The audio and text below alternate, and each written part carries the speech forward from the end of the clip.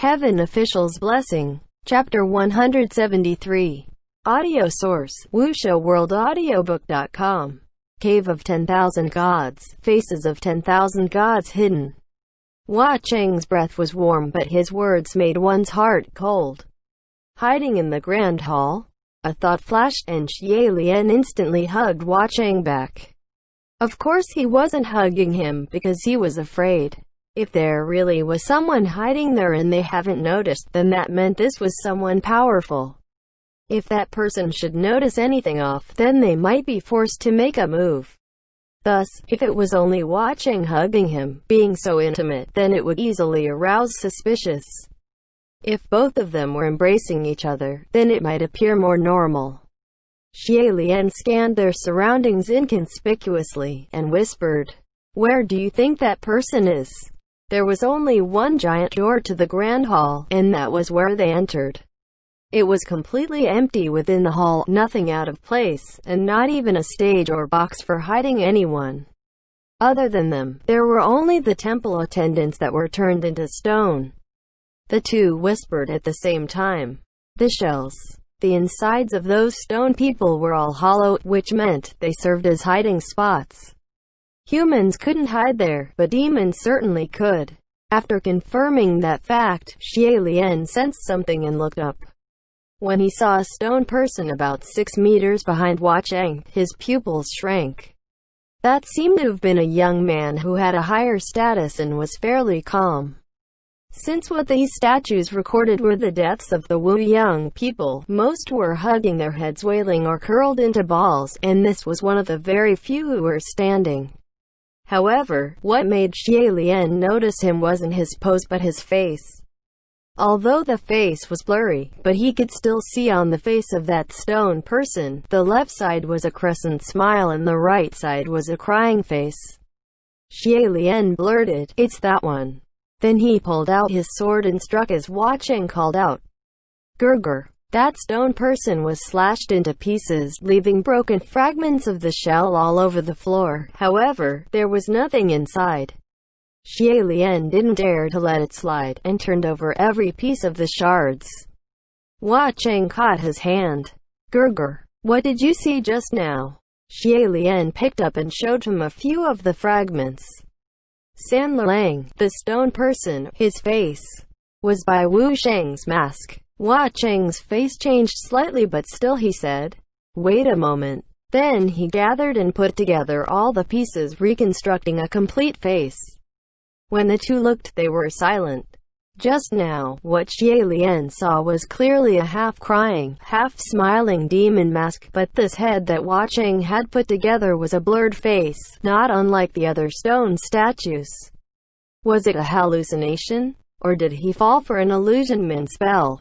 Sitting around wouldn't get them answers, and the two searched all over the hall, smashing every stone person.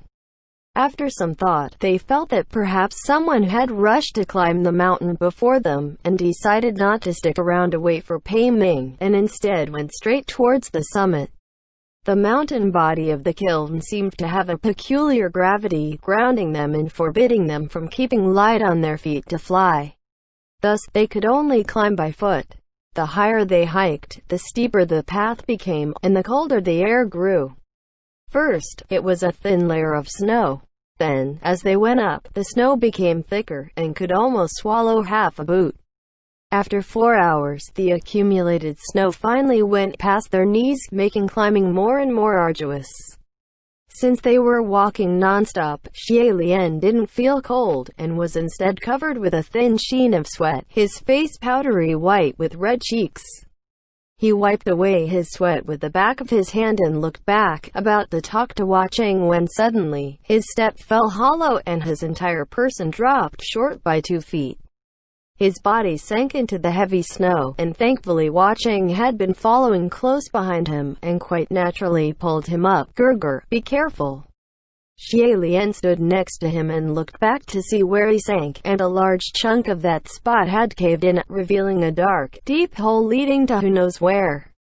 If Xie Lian didn't grab hold of the edge in time, or if Hua Cheng moved too slow, then he would have fallen in for sure. Hua Cheng added, There are many hollow ditches in this area. I still remember their general location, so just follow close to me. Take your time and it'll be fine. Gerger walked too fast just now. So it turns out, the body of the mountain beneath the snow was quite weak, and there were large and small holes everywhere, but just how many and how deep was unknown. However, Hua Cheng actually remembered where they all were as they climbed. Xie Lian puffed a breath. Alright, let's stick closer together. We can't yell or make loud noises on a snowy mountain anyway, so if anything happens, it wouldn't be easy to call for help either. Yet unexpectedly, just as the words left his mouth, angry roars came from up ahead. Are you done? Which good brother dared to yell like this on such a steep and perilous snowy mountain? Xie Lian looked towards the sound feeling dumbfounded, and saw within that world covered with snow, there were two little black dots currently in a brawl. One of them held a longbow, shooting arrows non-stop. The other held a zanbato, swinging like a tiger, striking down every single arrow. Both the blade and the arrows held a sheen of spiritual light. Both parties were shouting curses at the other, and that man holding the blade yelled, I already said that little bastard wasn't killed by me, I'm looking for them too. It was Nanfeng and Fu Yao. Without going into why they were here too, Xie Lian was about to blurt out shut up. But then, his reacted in time and swallowed it before he yelled too. If he roared the same way they did, and the three of them screamed at each other, how could all the snow on the mountain still be bound? Hua Cheng hugged his arms and cocked an eyebrow. Don't they know that yelling on a snowy mountain would cause an avalanche? They can't be that foolish. Xie Lian said. Maybe they know, but they're like that. When they're angry they stop caring for anything. Nanfeng and Fu Yao were both extremely pissed off, cursing while fighting. But because they were too far away, their words were broken and what they were fighting over couldn't be heard, and they completely did not notice there were others who had come. Xie Lian wanted to rush up to pull them apart, but with the heavy snow dragging down his pace and deep holes under, there was no way he could immediately make it there to stop them. Xie Lian ran for 2 steps before he stepped into another hole, and he stopped. We can't just let them keep fighting like this. Just as he said so, a silver butterfly flew by like a sharp arrow, and Xie Lian was startled at first, but soon after he relaxed. Good idea. If neither of them could make it there in time, then why not just let a deathly spirit butterfly fly up and pass word first? That silver butterfly's speed was extremely fast as expected, and it only took 3 shouts before it made it to the other side. However, before Xie Lian had tried to pass word, he saw Hua Cheng's expression grew cold. He noticed something wrong and asked, "What's wrong?" The smile on Hua Cheng's lips had disappeared completely, replaced by a face that was as frigid as this snowy mountain. Xie Lian pressed, "San Lang, what's going on?" Hua Cheng's lips twitched and didn't answer before Xie Lian suddenly felt panic for some reason, and whipped his head around to look to the top, his eyes widening. Up ahead by the snowy bluffs, a giant chunk of white mountain body trembled, then collapsed. On the other end, Nanfeng and Fu Yao, who were in the heat of the fight, also sensed this soundless pressure, and both looked up, and finally noticed what was about to happen. The next moment, that mountain mass was like a 1,000-mile embankment. When it broke completely, carrying with it a wave of snow tsunami, rumbling and rolling as it pushed down towards them. They really caused an avalanche.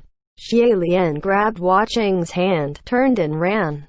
But after making his first couple steps, he remembered the other 2 further up ahead were much closer to the charging avalanche and stopped in his steps abruptly, looking back. Sure enough, the other 2 had ceased fire to flee together. Fu Yao didn't run for very far before stepping into a hole, over half of his body sunken, and snow buried over his chest.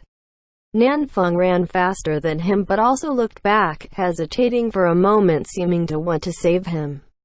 However, that wave of snow had already attacked. The moment right before they were going to be swallowed, Xie Lian released Ruwei.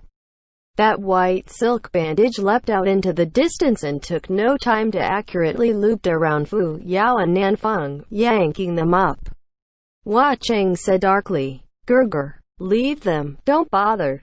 Xie Lian held onto Rui tightly, dragging the two as he ran. "I can't. They might fall into a hole and get buried by snow." "Too late," Hua Cheng said. "What? So fast?" Xie Lian exclaimed. He looked up, and that overbearing shadow came crashing down overhead. When Xie Lian turned back to save Nanfeng and Fu Yao, that moment he delayed and the wave of snow swallowed him whole. The cold and heavy wave of snow surged without rest, breaking him and Hua Cheng apart. Xie Lian was falling all over from the force, tumbling down with the white wave, but still managed to keep struggling somehow. However, there was too much snow, the surge too powerful, and time again covered over Xie Lian's head, bringing series of sudden suffocation. In the end, Xie Lian shouted, "San Lang!" unable to hang on, and was buried down after all, disappearing within the icy snow current. An unknown amount of time had passed before the snowy mountain was finally calmed. A good moment later, in that field of flattened snow, a hand suddenly burst out. This hand felt all around the snow, then an arm poked out, then a shoulder, then finally, a head. Soon after, a person crawled out. He shook out his head and heaved a long sigh. It was Xie Lian. To forcibly dig himself out of that heavy layer of accumulated snow felt about the same as digging himself out of a grave. Xie Lian's face and hands were all red from frostbite, pretty much numb, but he only rubbed his face a couple times before looking up, looking lost. In that blanket of whiteness there was not a trace of red. However, Xie Lian couldn't just yell randomly either. If he caused another avalanche, then everything would be over, so he could only rise to his feet, walking aimlessly alone in that snowy world, and called out in a small voice as he walked, "San Lang, Nanfeng, Fu Yao." He was clearly going in the same direction they were going before, but now, it seemed to be much colder than when he and Hua Cheng walked together. Rui was also unwrapped from his hand. Xie Lian was puzzled. Rui shouldn't have unwrapped. Even if he let go, Rui would still bind itself to him. So what happened? He knew something was wrong, but he couldn't tell what, and continued walking in a daze. Suddenly, from within the snowy winds, someone had emerged. White robes, black hair, his sleeves flapping in the wind as he walked over slowly with his head down. Seeing this traveler, Xie Lian was delighted and went forward. "My friend, you." But just as those words left his lips, that man looked up. On his face was a white and chilling mask, half of it smiling, the other half crying. It was like someone had stabbed him with a blade, and Xie Lian screamed. And after he screamed, he opened his eyes and shot up. It was after taking in some harsh breaths before he shakenly noticed that at that moment, he wasn't walking in the snowy mountain at all, but was lying in a dark, shadowy place. So it was a dream. No wonder. Something always felt off in dreams, and Xie Lian exhaled a long breath as he relaxed, wiping away the cold sweat on his forehead. After feeling things about for a bit, he found beneath him was rocks covered with a blanket of grass. Feng Xin hung at his waist and Rui was clearly wrapped around his arm. Xie Lian steadied himself and ignited a palm flame, illuminating the place he was sitting in, calling out at first moment, "San Lang, are you there?" Yet unexpectedly, the moment the flames brightened the place, he instantly noticed right next to him in the darkness stood another person, soundless and silent. This was no small surprise, and Xie Lian was instantly covered in sweat, his hand on Feng Xin immediately. That someone should be standing at such a close distance to him, there was no way he couldn't have noticed. However, when he looked closer, that cold sweat went away. Turns out, it wasn't alive but a stone statue. And it wasn't the same as those stone statues of the victims fallen in the volcano eruption. This was clearly a sculpture, and it was that of a divine statue. With the palm flame in hand, Xie Lian went around once and verified that the place he laid was a cavern. Within this cavern, a divine statue was erected and worshipped, its pose elegant. The folds of its robes and flowing lines were all sculpted exquisitely. However, there was something peculiar. The face of this divine statue was covered by a light veil. That light veil flowed like mist, and while it covered the face of the divine statue, quite strange, but it wasn't ugly. Instead, it added a mysterious beauty. However, Xie Lian had never seen a heavenly official whose statues had faces covered, and he reached out unconsciously to pull that light veil off when a voice came from behind. Gurgur. Xie Lian whipped around and saw at the entrance of the cavern was a figure in red who appeared out of nowhere. It was Hua Cheng. The face of that divine statue was instantly tossed to the back of his mind and he rushed up. San Lang. Thank goodness, I was just wondering where you were. Are you alright? Are you hurt? That avalanche just now was too sudden. Hua Cheng walked in. I'm fine. How's Gurgur? Nothing is ever the matter with me, Xie Lian said. What is this place? After exiting the cavern, did Xie Lian notice there was a long corridor outside. It didn't seem short, and who knows where it'd lead to. It seemed this was a fairly large underground space. Xie Lian was already used to Hua Cheng having the answers to everything, yet this time, Hua Cheng replied, I don't know. Most likely under the snowy mountain. Xie Lian was amazed. And here I thought it was a shelter San Lang found. I can't believe not even you know where this is? No, Hua Cheng said. Well, this was a first. Hua Cheng had memorized where every ditch was on the mountain path, but he didn't know what this place was. This cave wasn't small either. Had he never discovered it before? Xie Lian couldn't help but feel a little perplexed, but didn't press on, and instead raised his palm flame higher. How did we get here? Hua Cheng also summoned a few silver butterflies, letting them flutter about with faint light, and replied softly. Maybe we all made a misstep and fell through a ditch. It can't have been someone who put us here intentionally. Hearing him say so, Xie Lian couldn't help but recall that dream he had just now, and a slight chill went down his spine. Recalling another thing, he asked, We're here. Then where's Nanfeng and Fu Yao? Hua Cheng replied unsympathetically. Probably buried in the snow. Who cares, they're heavenly officials. This won't kill them. Xie Lian didn't know whether to laugh or cry. Even if this won't kill them, if no one could help dig them out, then it still doesn't feel great buried for a few decades. Maybe they've fallen in here too? Let's search for them. Oh, by the way, San Lang, when your silver butterfly went forward earlier, what did you hear them say? Hua Cheng snickered. It's just meaningless arguments. What else can it be? Xie Lian didn't think it was that simple, otherwise Hua Cheng's sudden change of expression when that deathly spirit butterfly flew over couldn't be explained. Even now, while Hua Cheng was snickering, his eyes were unkind. However, if he wasn't going to tell, then Xie Lian wasn't going to ask. The two walked along the long corridor of the stone cave. Only having walked for a while did they discover that the formation of this stone cave underneath the snow was much more complex than they thought. It wasn't just the one path going all the way, but there were many forks in the road going to various other caverns, big and small. Within every cavern there was a divine statue. Some tall, some short, some boyish, some youthful. The robes were ever-changing, the poses all different, reposing, standing, sitting composedly, sword-wielding, dancing, all sorts. The level of skill were different too. Some of the sculpting work was rough and unrefined, while others were so extraordinarily exquisite they could be called otherworldly.